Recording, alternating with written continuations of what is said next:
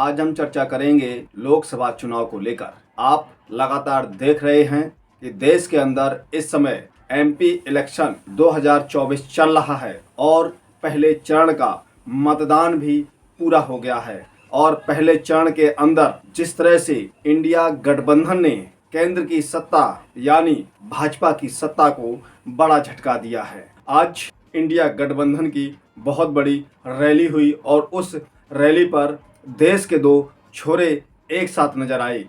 ये वो जोड़ी है जिस जोड़ी को देखकर भाजपा घबरा रही है, गोदी मीडिया घबरा रही है। भाजपा जिस तरह से कांग्रेस के पूर्व राष्ट्रीय अध्यक्ष को यानी कि राहुल गांधी जी को पप्पू कहकर बुलाती रही है, उनको जनता के सामने पप्पू बनाकर पेश करने की बहुत कोशिश की, लेकिन वो इसमें कामयाबी नहीं हासिल कर पाए। आज इस मंच पर राहुल गांधी ने इस कदर से भाजपा को धोया।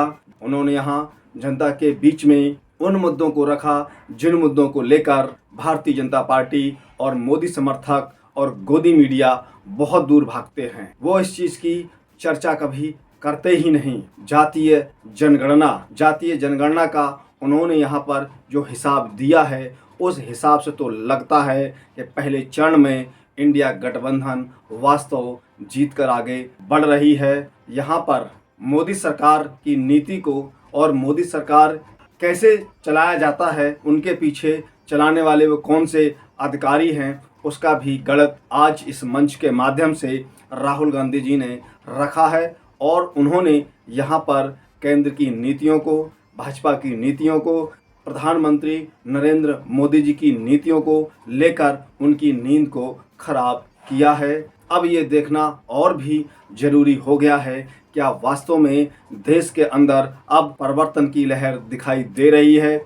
हम आपको यहाँ पर राहुल गांधी जी के उस भाषण को दिखाएंगे जिसने इस देश के अंदर, युवाओं के अंदर, बुजुर्गों के अंदर, बेटियों के अंदर, किसानों के अंदर, बेरोजगारों के अंदर वो जलवा, वो तूफान वोटिंग के प्रति निश्चित भरा होगा, जो वास्तव में अब परिवर्तन करने की ओर अपना कदम बढ़ा चुके हैं। राहुल गांधी जी ने अखिलेश यादव जी के साथ मंच शेयर करते हुए भाजपा प्रधानमंत्री यानी कि नरेंद्र मोदी जी पर किस तरह से वो हमलावर रहे हैं, तो आप उनका ये पूरा भाषण ध्यानपूर्वक सुने और उनके एक एक शब्द को गहनता के साथ दिमाग में उतारें और उसको दार्शनिक के रूप में दूर तक समझें। इंडिया गठबंधन जो कह रहा है वो आने वाले समय के लिए बहुत ज़रूरी है और संविधान को बचाने की ज़रूरत है। और यहाँ पर जातीय जनगणना को लेकर उनके हकों को मारा जा रहा है, उनके हकों को दबाया जा रहा है, उन सभी मुद्दों को उन्होंने यहाँ पर विस्तार से रखा है। तो आप सुनिए कि इस मंच पर राहुल गांधी ने देश की आवाज़ बनकर क्या कहा है, तो आप ध्यानपूर्वक सुने। चुनाव में एक तरफ इंडिया गठबंधन और दूसरी तरफ बीजेपी और आरएसएस, ये विचारधारा की लड़ाई है। और पहली बार इंडिया गठबंधन संविधान और लोकतंत्र की रक्षा कर रहा है और बीजेपी आरएसएस के लोग संविधान को और लोकतंत्र को खत्म करने में लगे हुए हैं। आपने सुना होगा बीजेपी के नेताओं ने कहा कि अगर हम चुनाव जीत गए तो संविधान को हम बदल देंगे। सबसे पहले मैं इनसे कहना चाहता हूं, दुनिया में ऐसी कोई शक्ति नहीं है जो हिंदुस्तान के संविधान को बदल सके। पिछले 10 साल नरेंद्र मोदी जी ने 15-20 अरबपतियों का दबाकर काम किया है। अदानी नाम आपने सुना होगा, सुना है? देश के सारे एयरपोर्ट उसको दे दिए, पोर्ट्स दे दिए, बिजली, खदानें, डिफेंस की पूरी इंडस्ट्री दे दी। तरीका बड़ा सिंपल है। एक तरफ आपका ध्यान भटकाते हैं, दूसरी तरफ हिंदुस्तान का पूरा धन इन्हीं 20-25 लोगों को दे देते हैं।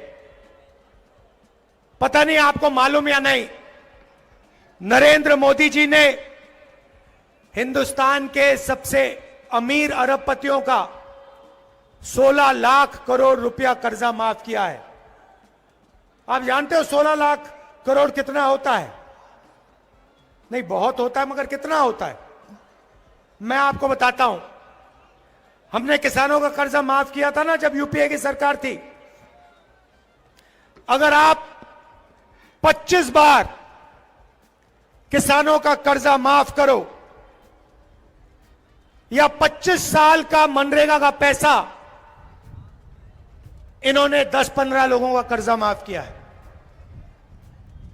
आज हालत यह हो गई है कि 22 ऐसे लोग हैं जिनके पास उतना ही धन है जितना 70 करोड़ हिंदुस्तानियों के हाथ में। एक तरफ 22 लोग, दूसरी तरफ 70 करोड़ लोग, और दो हिंदुस्तान बन गए हैं। और आप देखते हो हिंदुस्तान का किसान, मजदूर, छोटा व्यापारी रोज देखता है 20-25 अरबपति हैं, जो भी सपना देखना चाहते हैं पूरा कर देते हैं।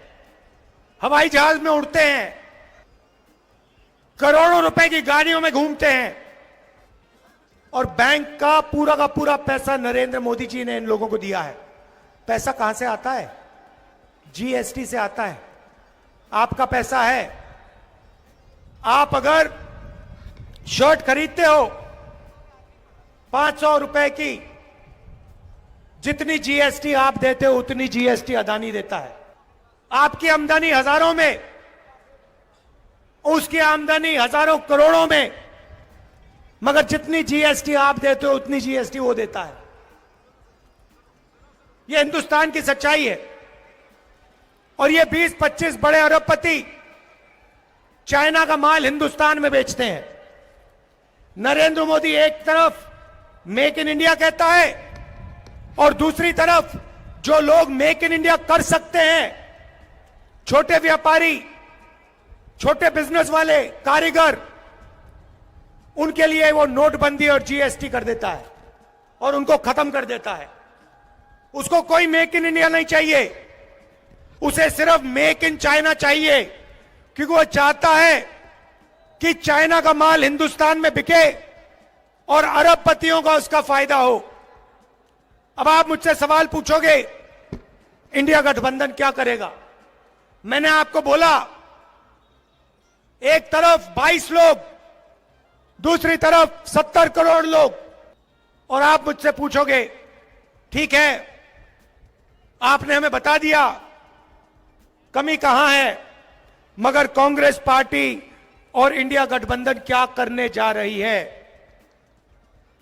बेरोजगारी के बारे में क्या करने जा रही है? गरीबी के बारे में क्या करने जा रही है?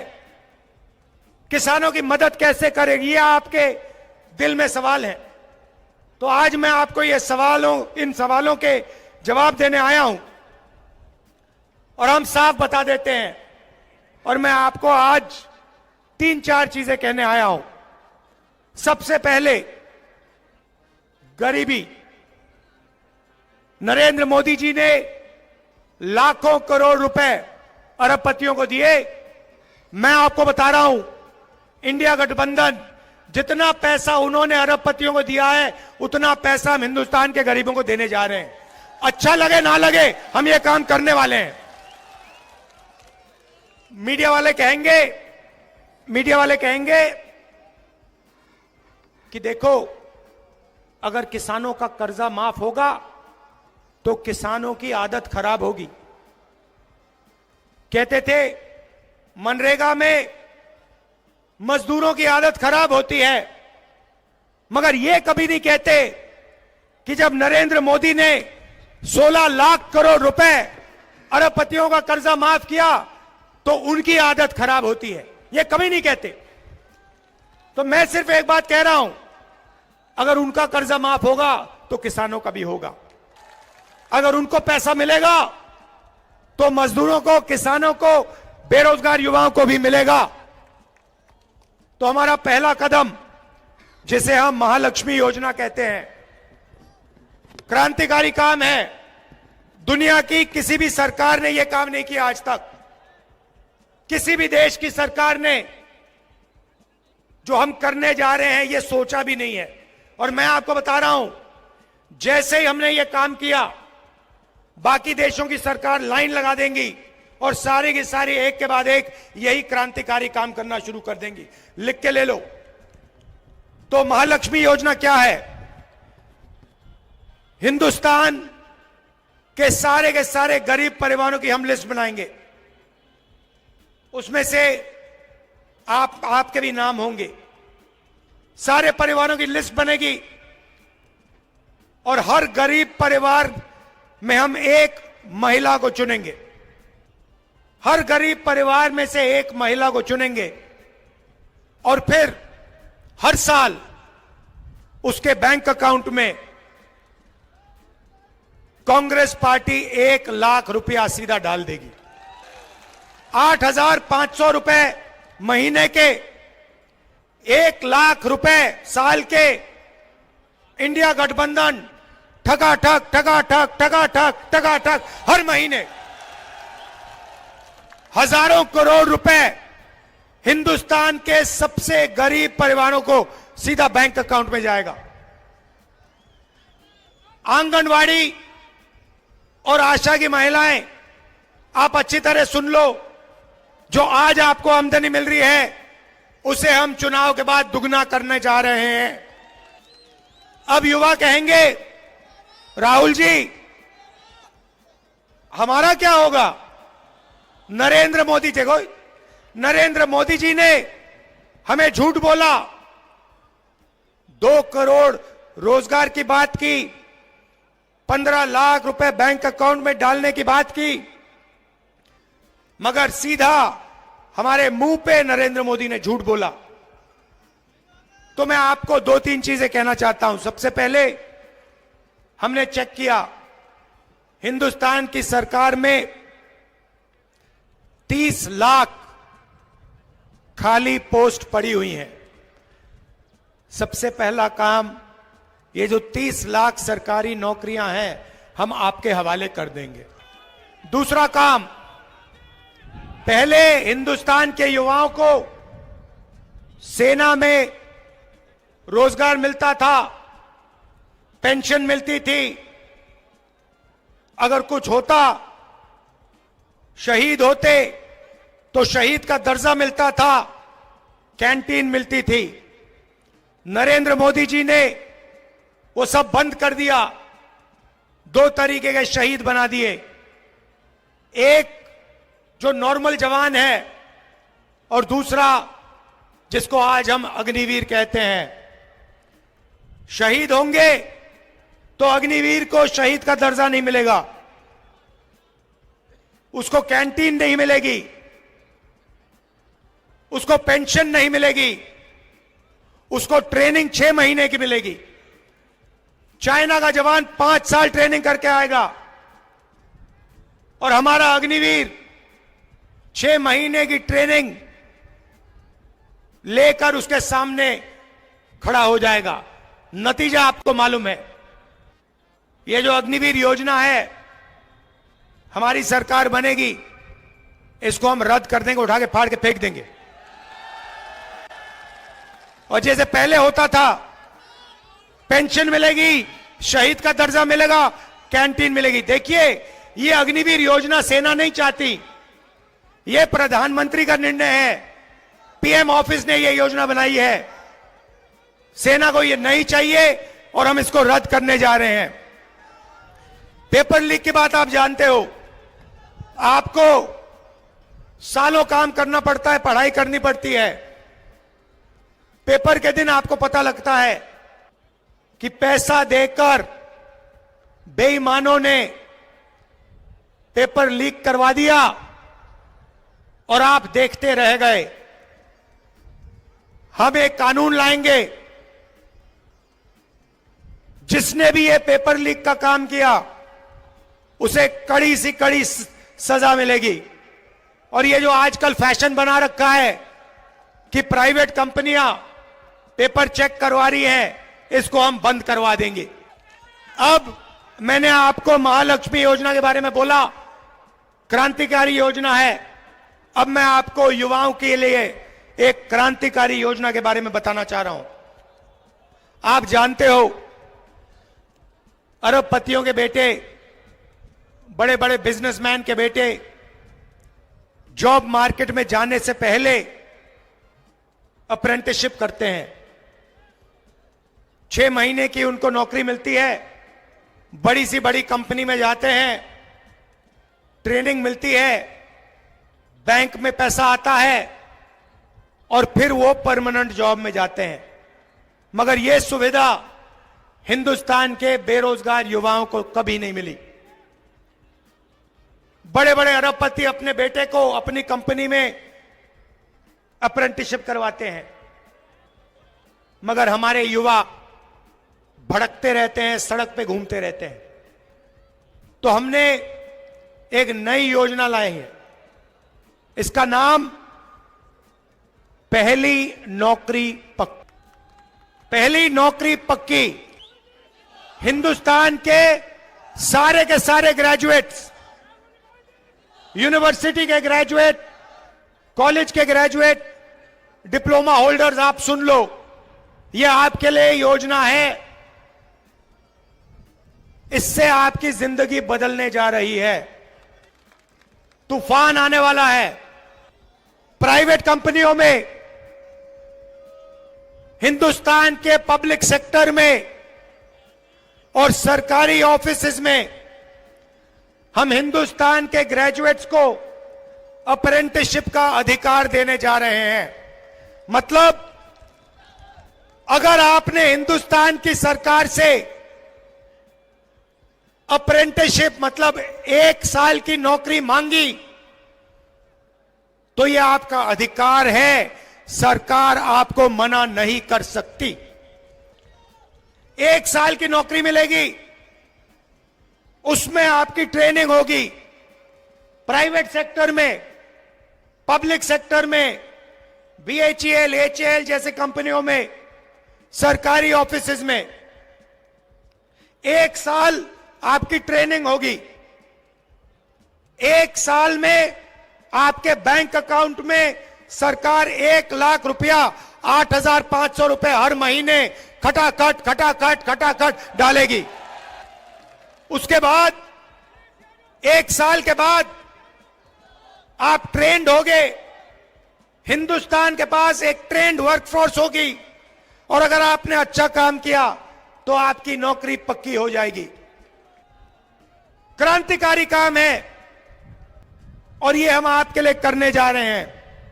यहां किसान भाई हैं और नरेंद्र मोदी जी ने आपको सबसे ज्यादा तंग किया है। मैं जानता हूं, आप देखते हो अरबपतियों का कर्जा माफ होता है, दिल में आपको दर्द होता है, और जब अपना अनाज बेचने जाते हो आपको सही रेट कभी नहीं मिलता। और आपके दिल में यही 2 सवाल हैं। पहला, हमारा कर्जा कभी माफ क्यों नहीं होता, और दूसरा, हमें धान के लिए, शुगर केन के लिए, गेहूं के लिए सही दाम कभी नहीं मिलता, क्यों? तो इन 2 सवालों के जवाब मैं आपको देने आया हूं। जैसे ही हमारी सरकार आएगी, जैसे हमने यूपीए के समय किया था, वैसे ही हम किसानों का कर्जा माफ करने जा रहे हैं। और सिर्फ एक बार नहीं भाई, हम किसानों का एक कमीशन बैठाएंगे, और जब भी किसानों को कर्जा माफी की जरूरत होगी, वो कमीशन किसानों का कर्जा माफ करेगा। और दूसरा काम, ऐतिहासिक और क्रांतिकारी काम, पहली बार हिंदुस्तान में किसानों को कानूनी मिनिमम सपोर्ट प्राइस MSP दी जा रही है। सारे के सारे किसानों को मिनिमम सपोर्ट प्राइस, कानूनी minimum support price Congress party और इंडिया गठबंधन देने जा रहा है। अब यहां मजदूर बैठे हैं, खड़े हैं, आप कहोगे गरीबों के लिए आपने काम किया, किसानों के लिए काम किया, मजदूरों का क्या होगा? सबसे पहले महालक्ष्मी योजना में आपका फायदा होगा। आपके बैंक अकाउंट में हर साल 1 लाख रुपया आएगा। मगर हम बात वहां नहीं रोकेंगे। मनरेगा का आज कितना पैसा बनता है? कितना है रेट? कितना है मनरेगा का? कितना है मनरेगा का? 200, चुनाव के बाद 400। आशा और आंगनवाड़ी महिलाओं को क्या रेट मिलता है? कितना? उसे डबल कर दो, दुगना कर दो उसे। तो 2 चीजें आपसे कहना चाहता हूं। सबसे पहले संविधान की रक्षा, और दूसरी चीज, जितना पैसा नरेंद्र मोदी जी ने अरबपतियों को दिया है, उतना पैसा इंडिया गठबंधन की सरकार, कांग्रेस पार्टी की सरकार गरीबों को, किसानों को, मजदूरों को देने जा रही है। कर लो जो करना है, हमें कोई फर्क नहीं पड़ता। आपने देखा होगा, ये मीडिया वाले यहां बैठे हुए हैं, भाई और बहनों, मीडिया वाले कभी किसान की बात करते हैं? मजदूर की बात करते हैं? गरीबों की बात करते हैं? ना। मैं आपको बताता हूं क्यों नहीं। मैंने आंकड़े निकाले। भाई और बहनों, हिंदुस्तान में पिछड़े वर्ग के कितने लोग? सन्नाटा छा गया, किसी को नहीं मालूम। कितने लोग हैं पिछड़े वर्ग के हिंदुस्तान में? किसी को नहीं मालूम। देखा ना, यही प्रॉब्लम है। आपको अपनी शक्ति नहीं मालूम। दलित कितने? देखो, शक्ति नहीं मालूम। आदिवासी कितने? किसी को नहीं मालूम। यही प्रॉब्लम है। मैं बताता हूं। सबसे पहले आदिवासी 8%, दलित 15%, और आज तक पिछड़ों के बारे में कोई नहीं जानता। आपकी सबसे बड़ी आबादी है, मगर हिंदुस्तान में किसी को नहीं मालूम कि पिछड़े वर्ग के कितने लोग हैं। अगर मैं अखिलेश जी से पूछूं, वो भी आपको नहीं बता पाएंगे कि आज हिंदुस्तान में पिछड़े वर्ग के कितने लोग हैं। सबसे ज्यादा हैं, मगर बता नहीं पाएंगे, क्योंकि हिंदुस्तान की सरकार ये आंकड़ा हिंदुस्तान की जनता को नहीं देना चाहती है। यह है जादू। भाई और बहनों, मीडिया के मालिकों की लिस्ट निकाली मैंने, मीडिया की बड़ी बड़ी कंपनियों की लिस्ट निकाली। ये जो एंकर्स है ना हिंदुस्तान में, इनकी लिस्ट निकाली, बड़े बड़े पत्रकारों की लिस्ट निकाली। भाई और बहनों, इनमें एक पिछड़ा नहीं मिला मुझे। एक पिछड़ा नहीं है इनमें, एक दलित नहीं है, एक आदिवासी नहीं है, एक गरीब जनरल कास्ट का नहीं है, एक माइनॉरिटी का नहीं है। मतलब 90% हिंदुस्तान मीडिया में है ही नहीं। कैसे आपकी बात लिखेंगे ये? अब आप कहोगे, मुझे कहोगे राहुल जी, पता नहीं, आप कहोगे राहुल जी, हम मीडिया में कंट्रोल नहीं चाहते, शायद आप कहो। तो फिर मैं आपसे पूछता हूं, हिंदुस्तान की 200 सबसे बड़ी कंपनियों के मालिकों की लिस्ट में पिछड़े कितने, दलित कितने, आदिवासी कितने? बताओ। जीरो। अरबपतियों में से एक पिछड़ा नहीं है, एक दलित नहीं है, एक आदिवासी नहीं है। भाई और बहनों, बात समझो। दलितों से, आदिवासियों से, पिछड़ों से, गरीब जनरल कास्ट के लोगों से 24 घंटा पैसा लिया जाता है और वही 20-25 लोगों के जेब में जाता है, और उन 200 लोगों में एक पिछड़ा नहीं, एक दलित नहीं, एक आदिवासी नहीं। अब आप कहोगे राहुल जी हमें मीडिया नहीं चाहिए, हमें कॉर्पोरेट इंडिया में भी अपना कोई आदमी नहीं चाहिए। पता नहीं, क्योंकि इसके बारे में आप बोलते तो कभी हो नहीं, मैंने कभी सुना नहीं। कभी पिछड़े वर्ग के किसी भी व्यक्ति ने मुझे कभी नहीं कहा कि भैया राहुल जी कॉर्पोरेट इंडिया में तो हमारा कोई है ही नहीं। तो या तो आपको मालूम ही नहीं, और या फिर आप अपना आदमी वहां चाहते नहीं हो। यही दो चीजें हो सकती है, और तीसरा तो हो ही नहीं सकता।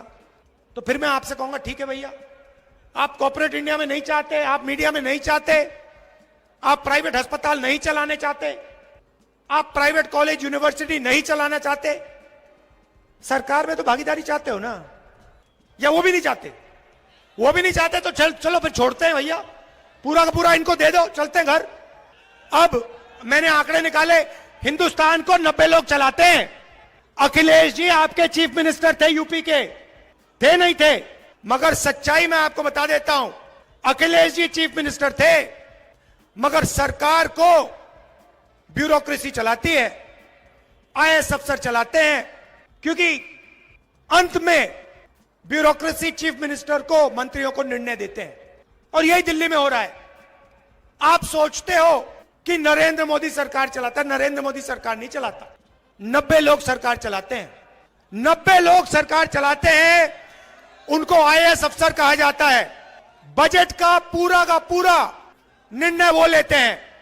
अब मैं आपसे सवाल पूछता हूं, 90 अफसरों में से जो रेलवे का बजट, डिफेंस का बजट, उत्तर प्रदेश को कितना पैसा मिलेगा, छत्तीसगढ़ को कितना जाएगा, जीएसटी कैसे बनेगी, मनरेगा कैसे बनेगा, ये सारे के सारे निर्णय 90 लोग लेते हैं। प्रधानमंत्री चीफ मिनिस्टर फाइनल डिसीजन जरूर लेता है, साइन जरूर करता है, मगर ये 90 लोग हिंदुस्तान की सरकार को चलाते हैं।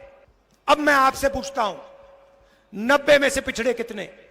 वो देखो एक आदमी होशियार है वहां पे, वो ये कर रहा है, भाई और बहनों 90 में से 3 आपके, 3 आपके, आपकी आबादी कम से कम 50%, और 90 में से 3 आपके, आदिवासियों की आबादी 8%, 90 में से 1 उनका, दलितों की आबादी 15%, 90 में से 3 उनके। मगर यह जरूरी नहीं है, जरूरी आंकड़ा मैं अब आपको देने जा रहा हूं। अगर हिंदुस्तान की सरकार 100 रुपए खर्च करती है, अगर हिंदुस्तान की सरकार 100 रुपए खर्च करती है, तो ओबीसी अफसर 5 रुपए का निर्णय लेते हैं। फिर से कहता हूं, अगर हिंदुस्तान की सरकार बजट में 100 रुपए खर्च करती है, ओबीसी अफसर 5 रुपए का निर्णय लेते हैं। दलित अफसर 100 रुपए में से 1 रुपया, और आदिवासी अफसर 100 रुपए में से 10 पैसा। इन सबको जोड़ो, आपकी आबादी 73% है। 73% लोग 100 रुपए में से 6 रुपया 10 पैसा का निर्णय लेते हैं। आपको लग रहा है कि आपके साथ अन्याय हो रहा है, मगर कितना और कैसा अन्याय हो रहा है वो आपको बात समझ नहीं आ रही। वो आज मैंने आपके सामने रखी है। अब आप कहोगे राहुल गांधी ने समस्या तो बता दी मगर इलाज नहीं बताया, हम फंसे पड़े हुए हैं, 100 रुपए में से 6 रुपए का निर्णय हम ले रहे हैं, सरकार में भागीदारी नहीं है। राहुल गांधी ने मूड खराब कर दिया, हमें सच्चाई बता दी और फिर सुझाव नहीं दिया। तो जवाब भी दे देता हूं, आपको कभी चोट लगी है? लगी? हाथ टूटा आपका, पैर टूटा, फ्रैक्चर हुआ कभी? हुआ? क्या हुआ? पैर का हुआ, पैर का फ्रैक्चर हुआ। जब पैर का फ्रैक्चर हुआ डॉक्टर ने आपको क्या कहा? पहली बात क्या कही थी? एक्सरे कराओ, एक्सरे कराओ। मैं भी यही कह रहा हूं, हिंदुस्तान का एक्सरे करा दो, हिंदुस्तान का एक्सरे करा दो और पता लगा दो कि हिंदुस्तान की संस्थाओं में, सरकार में, बड़ी बड़ी कंपनियों में, प्राइवेट अस्पतालों में, प्राइवेट कॉलेज यूनिवर्सिटी में हिंदुस्तान की 90% आबादी में से कितने लोग हैं? जाति जनगणना भाइयों और बहनों, जाति जनगणना हिंदुस्तान का एक्सरे। सरकार आएगी, हम जाति जनगणना का काम शुरू कर देंगे। जाति जनगणना से हिंदुस्तान के सब लोगों को पता लग जाएगा आप कितने हो और आपकी हिंदुस्तान में कितनी भागीदारी है। दूध का दूध, पानी का पानी हो जाएगा। अब इससे किसी को इतराज तो नहीं होना चाहिए? नहीं, किसी को इतराज नहीं होना चाहिए, क्योंकि हम सिर्फ ये कह रहे हैं कि भैया चोट लग रही है लोगों को, किसानों को, मजदूरों को एक्सरे करा लो। एक्सरे से दर्द तो नहीं होता ना? एक्सरे से कोई डरता तो नहीं है ना? एक्सरे ऑपरेशन थोड़ी है, एक्सरे तो मतलब कुछ नहीं होता। तो जब मैंने कहा कि भैया देश का एक्सरे कराओ, नरेंद्र मोदी कहता है बिल्कुल नहीं।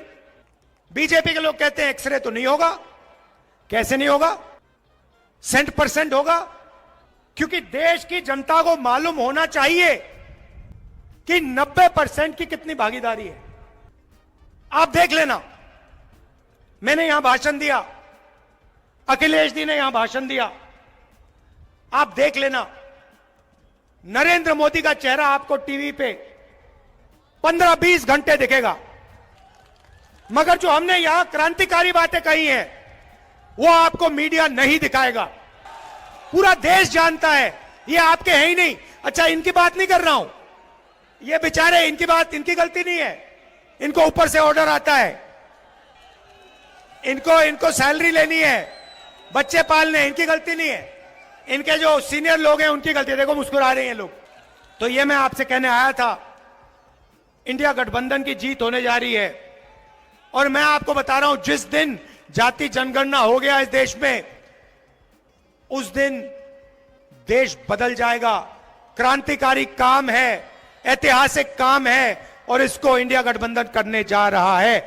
आप सबका दिल से धन्यवाद, नमस्कार, जय हिंद। अखिल, आपको ये खबर कैसी लगी है उस पर अपनी राय कमेंट बॉक्स में जाकर जरूर दें। अभी तक हमारे चैनल को आपने सब्सक्राइब ना किया हो तो सब्सक्राइब बटन पर क्लिक करें, बेल आइकन को प्रेस करें, जिससे कि हमारी पढ़ने वाली प्रत्येक खबर का नया नोटिफिकेशन सबसे पहले आपको प्राप्त हो। आपसे निवेदन है कि अभी तक हमको ज्वाइन ना किया हो तो ज्वाइन बटन पर क्लिक करके ज्वाइन कर सकते हैं। हम फिर मिलेंगे एक नई खबर के साथ, तब तक आप हमको इजाज़त दीजिए। जय भारत, जय हिंद।